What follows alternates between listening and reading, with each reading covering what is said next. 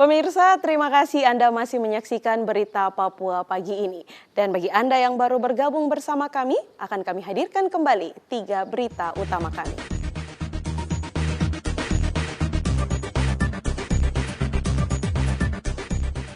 Terjebak dalam kebakaran, seorang penghuni rumah tewas.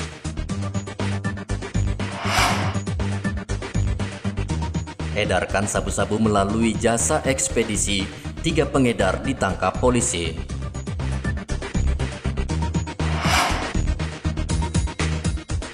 Satu tenaga kesehatan positif COVID-19, Puskesmas Kurik ditutup 14 hari.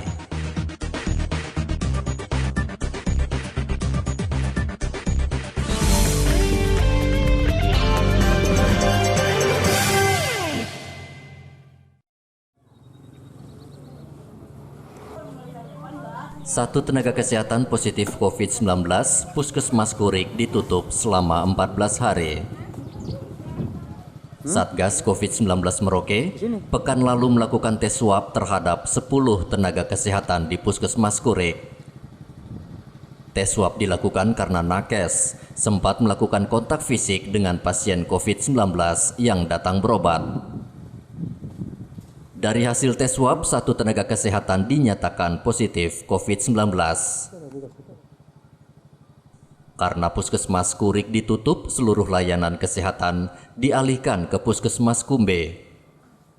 Untuk menindaklanjuti beberapa kontak erat kaitannya dengan pasien konfirmasi, kami sudah melakukan langkah-langkah. Salah satunya adalah melakukan pemeriksaan rapid test dan swab ke rumah sakit.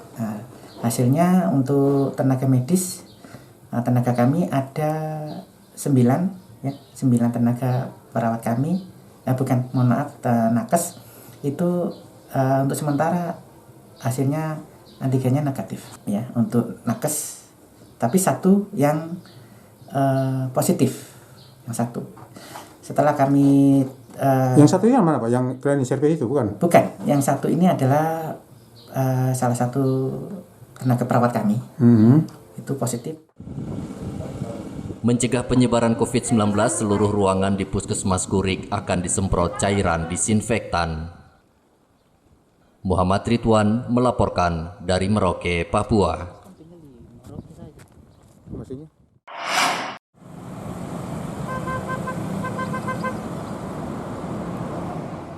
Pendapatan ojek online di Merauke jeblok setelah 1 orang ojek online dinyatakan positif COVID-19.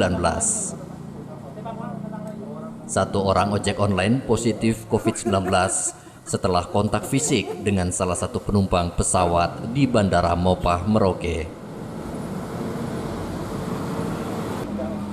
Sejumlah ojek online di Merauke mengaku warga takut menggunakan jasa ojek online sehingga penghasilan mereka turun 50%.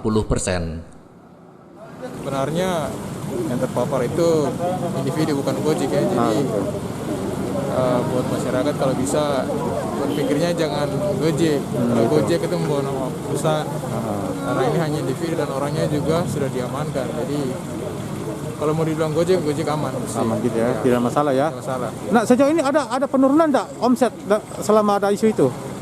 Kalau mulai dari situ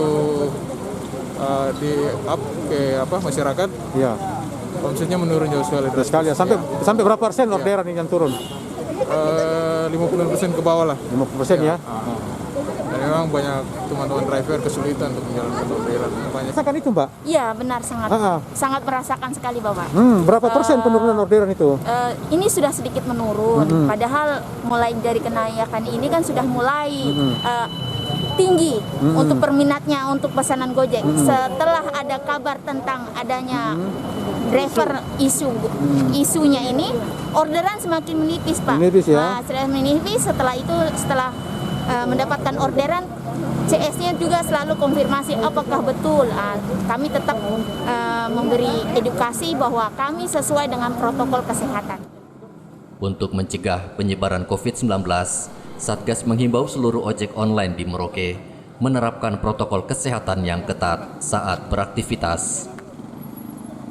Muhammad Ridwan melaporkan dari Merauke, Papua.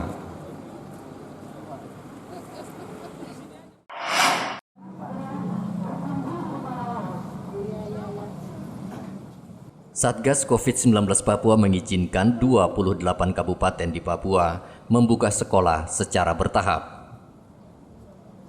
Meski telah mendapat izin dari Satgas COVID-19, Dinas Pendidikan Papua meminta seluruh sekolah yang akan menggelar belajar tatap muka tidak mewajibkan siswa ke sekolah. Kepala Dinas Pendidikan Papua Christian Sohilait mengatakan, sekolah tak boleh memaksa siswa untuk wajib ke sekolah karena itu merupakan hak orang tua dalam memproteksi anaknya.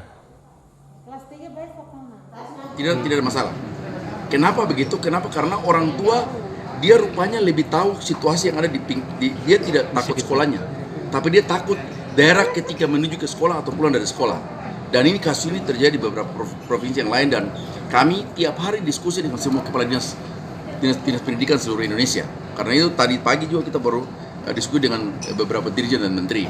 Karena itu yang kita sampaikan. Kalau orang tuanya tidak mau anaknya masuk sekolah, jangan paksa, biarkan saya dulu. Karena kan memang kementerian kan bilang kan yang buka kan secara bertahap, SMA, SMK duluan, kemudian SMP, lalu SD. Tapi ada beberapa sekolah kan yang ngapain, sudah aman kok, kita buka semua. Ya oke, buka, kayak Supiori, dia bilang mau paksa apa? Kita sudah terlalu lama tinggal, kita buka semua, silakan.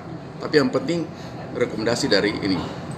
Terus yang kedua, bagaimana misalnya kalau orang tua yang mau bikin surat pernyataan, silakan bikin juga. Kadis juga meminta sekolah menerapkan protokol kesehatan yang ketat dan disiplin saat belajar tatap muka di sekolah. Sekolah wajib menyiapkan tempat cuci tangan, pengukur suhu tubuh, menggunakan masker, dan mengatur jarak duduk siswa. Satgas COVID-19 Papua masih melarang sekolah di Kota Jayapura melakukan belajar tatap muka karena angka penyebaran kasus COVID-19 di Kota Jayapura masih tinggi. Hafid Indarto melaporkan dari Kota Jayapura, Papua.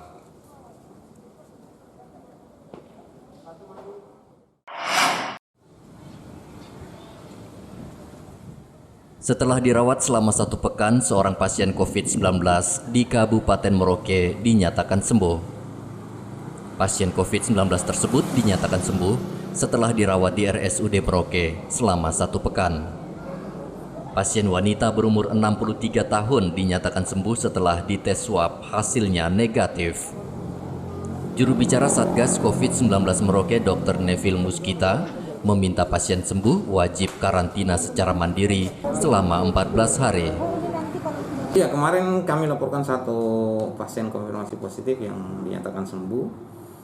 Ya, itu seorang perempuan umur 63 tahun.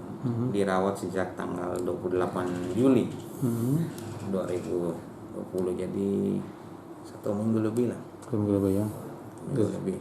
Sekarang tersisa berapa? 9 ya dok ya? 9. Kemudian yang suspeknya dok? Ya. Suspek berapa? Suspek 1 kemarin. Oh, 1 kemarin. Iya. Data per 9 Agustus, total pasien positif COVID-19 yang sembuh berjumlah 20 orang. Sementara yang masih dirawat 11 orang. Muhammad Ridwan melaporkan dari Merauke, Papua. Pemirsa, berita yang baru saja Anda saksikan sekaligus menutup jumpa kita dalam Berita Papua pagi ini. Saya Cynthia Delima bersama kru yang bertugas ucapkan terima kasih.